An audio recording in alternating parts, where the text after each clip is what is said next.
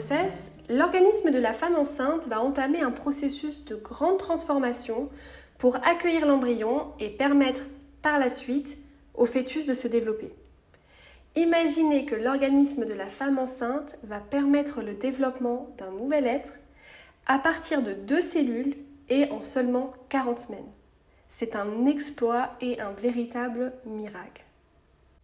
La femme enceinte, c'est-à-dire vous qui m'écoutez, allez donc connaître des transformations physiologiques majeures et vous êtes certainement déjà enceinte, donc ces transformations sont déjà en cours. Et ces transformations physiologiques, elles concernent entre autres votre système cardiovasculaire, votre système respiratoire, votre système digestif, votre système rénal, votre système cutané et votre fonction hépato-biliaire. Il s'agit d'une liste non exhaustive et je vais vous donner quelques exemples de transformations qui s'opèrent actuellement dans votre organisme. Concernant votre système respiratoire, la consommation d'oxygène augmente de 20 à 30%, ce qui nécessite une accélération de la fréquence respiratoire pour assurer un apport suffisant en oxygène. Pour ce qui est de votre système cardiovasculaire, le débit cardiaque peut augmenter jusqu'à 50% au milieu de la grossesse, accompagné d'une légère augmentation du rythme cardiaque de 10 à 20%. Le volume sanguin augmente également entre 1,5 et 2 litres. Pour ce qui est de votre fonctionnement digestif, sachez que les intestins voient leur capacité d'absorption des nutriments augmenter, mais cela s'accompagne également d'un ralentissement du transit intestinal. Et par ailleurs, le foie et la vésicule biliaire subissent de nombreuses modifications pour répondre aux besoins métaboliques accrus.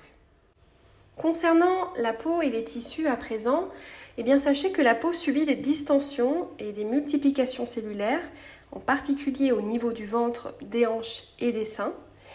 Les abdominaux grands droits s'étirent jusqu'à 15 cm et l'utérus atteint une taille 40 fois supérieure à sa taille initiale, augmentant de 15 à 20 fois son poids.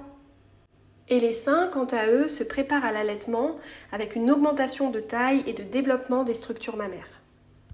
Et puis évidemment, il y a une prise de poids qui varie généralement entre 10 et 15 kg, mais chaque femme est différente. Cette prise de poids, elle est nécessaire pour soutenir l'activité cellulaire intense qui permet le développement du bébé, du placenta, de l'utérus, des seins, de la peau, du volume sanguin et des réserves de graisse. Alors à nouveau, ce n'est pas une liste exhaustive des transformations physiques que vous rencontrez au cours de la grossesse, mais c'était pour vous donner quelques exemples assez frappants des transformations et bouleversements que vous êtes en train de vivre. Il faut savoir que ces changements ne se résorbent pas immédiatement après l'accouchement.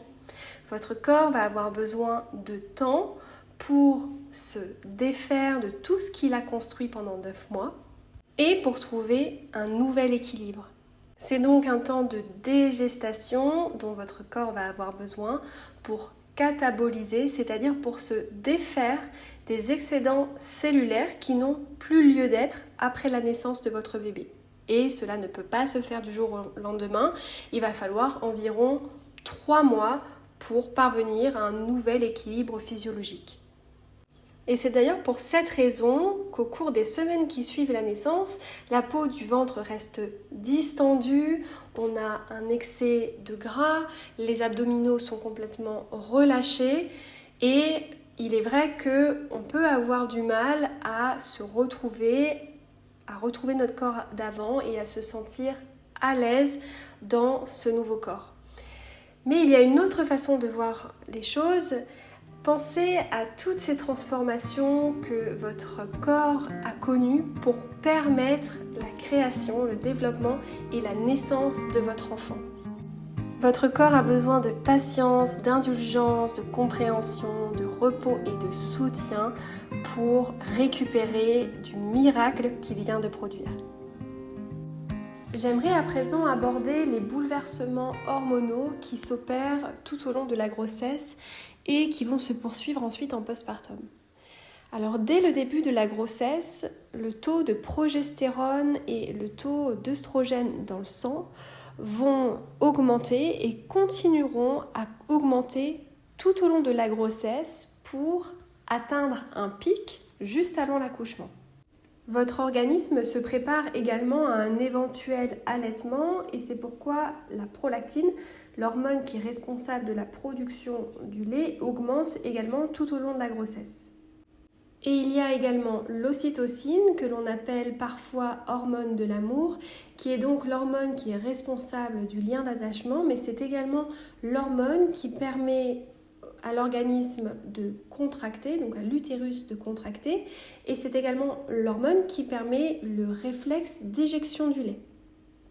Et la maman, lorsqu'elle accouche, eh bien, elle connaît un pic d'ocytocine qui est phénoménal, et elle ne connaîtra plus d'autres pics aussi importants d'ocytocine dans sa vie. C'est une liste non exhaustive des hormones qui entrent en jeu pendant la grossesse. Et ce qui est important et intéressant de savoir et de retenir, c'est que donc, la progestérone et les œstrogènes seront au plus haut juste avant l'accouchement et chuteront brutalement au moment où le travail se mettra en route et continueront à diminuer dans les jours qui suivront la naissance. La progestérone sera au plus bas 3 jours après l'accouchement et les œstrogènes seront au plus bas 8 jours après la naissance.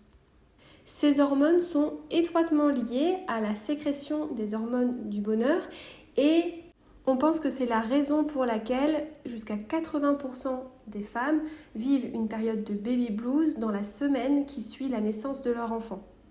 Les symptômes du baby blues sont de la tristesse, de l'irritabilité, des angoisses, une envie de pleurer soudainement et sans réelle raison. Et ces symptômes peuvent durer jusqu'à 2 semaines après leur apparition. Si les symptômes durent au-delà de 2 semaines, eh bien, il est préférable de consulter un médecin traitant ou votre sage-femme ou même un psychologue car il pourrait s'agir en réalité d'une dépression postnatale. Donc le système hormonal de la femme enceinte connaît de grandes variations et ces variations continueront au moment de la naissance et dans les jours et les semaines qui suivront en postpartum.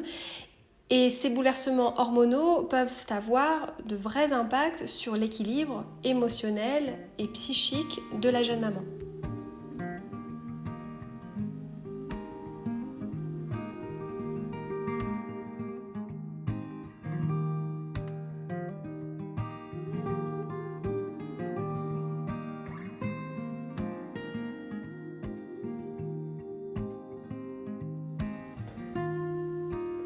La grossesse est une période de transformation physique et physiologique importante, comme nous venons de le voir, mais c'est également une période de transformation importante sur le plan psychique.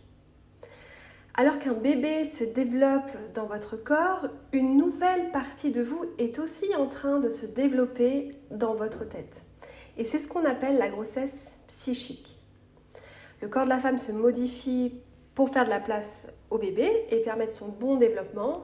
Et en parallèle, le psychisme de la future mère fait de la place pour accueillir une nouvelle part de son identité en tant que mère de cet enfant. Il y a une véritable transformation identitaire qui commence à s'opérer pendant la grossesse et qui va prendre de l'ampleur en postpartum. Il s'agit de la matrescence dont nous parlerons plus longuement plus tard dans cette préparation. Au cours de votre premier trimestre de grossesse, vous avez peut-être eu du mal à vous investir dans votre grossesse et à réaliser que vous portiez en effet un bébé à naître. C'est totalement normal et la grande majorité des futures mamans ressentent ça.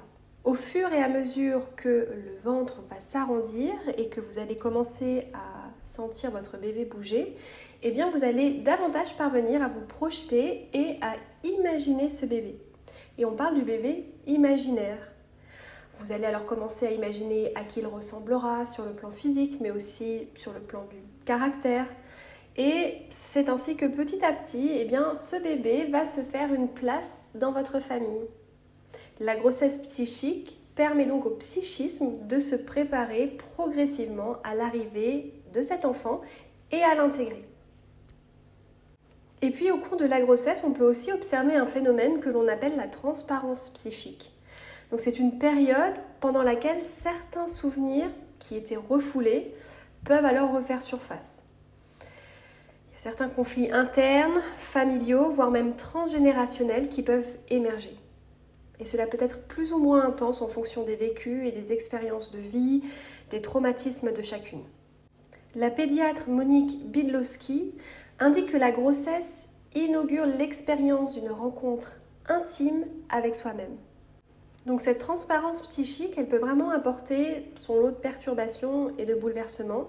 Et bien que ce soit un processus de transformation qui fasse partie intégrante de la grossesse, il peut être extrêmement inconfortable.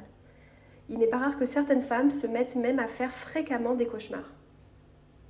Il est important de savoir que la période périnatale, donc la grossesse, l'accouchement et le postpartum, sont des périodes de grande vulnérabilité pour les femmes et ce sont des périodes où les risques d'apparition de troubles psychiques sont particulièrement importants. Il y a certains facteurs qui rendent certaines femmes plus sujettes à l'apparition de ces troubles, comme par exemple un isolement, un conflit familial, des difficultés financières ou le fait d'avoir subi des maltraitances par le passé. Et par ailleurs, certaines femmes peuvent souffrir d'une dépression prénatale, induite ou non par ces bouleversements psychiques. Et la dépression prénatale, elle est encore moins connue et encore plus taboue que la dépression postnatale, mais elle est loin d'être rare. Donc si vous vous sentez particulièrement angoissé, stressé, triste et que cet état dure depuis plus de 2 semaines, alors vraiment n'hésitez pas à consulter votre médecin traitant et ou un psychologue. Et puis en fin de grossesse, lorsque l'accouchement va commencer à s'approcher, il est possible que vous commenciez à vous sentir un peu angoissé par l'accouchement lui-même ou par l'arrivée de votre bébé et puis par tous les changements que cela va induire dans votre vie. Donc il n'est pas rare d'avoir beaucoup de doutes, des questionnements, des angoisses qui peuvent apparaître à ce moment-là. Et ce processus de transformation psychique ne va pas s'arrêter au moment de la naissance. Tout comme l'état de gestation de l'organisme de la maman ne s'arrête pas à la naissance, mais va connaître une période de dégestation, c'est-à-dire une période de retour vers un nouvel équilibre. Eh bien, la grossesse psychique va également connaître une période de dégestation, si on peut dire ça comme ça. Et c'est une période d'ajustement majeur vers un nouveau soi. Donc tout comme l'organisme ne revient pas à son état d'avant-grossesse, eh bien le psychisme lui aussi se métamorphose. D'ailleurs, des études scientifiques ont démontré que le cerveau de la femme se modifie dès la grossesse et continue à se modifier en postpartum. Donc la matière grise notamment va diminuer et la matière blanche va augmenter. Il y a de nouvelles connexions neuronales qui se forment pour que la maman soit davantage orientée vers les soins et donc la survie de son enfant. Alors voilà pour les transformations physiques et psychiques qui concernent le parent qui porte l'enfant. Et à présent, je vous propose de découvrir ensemble les transformations physiques et psychiques du coparent.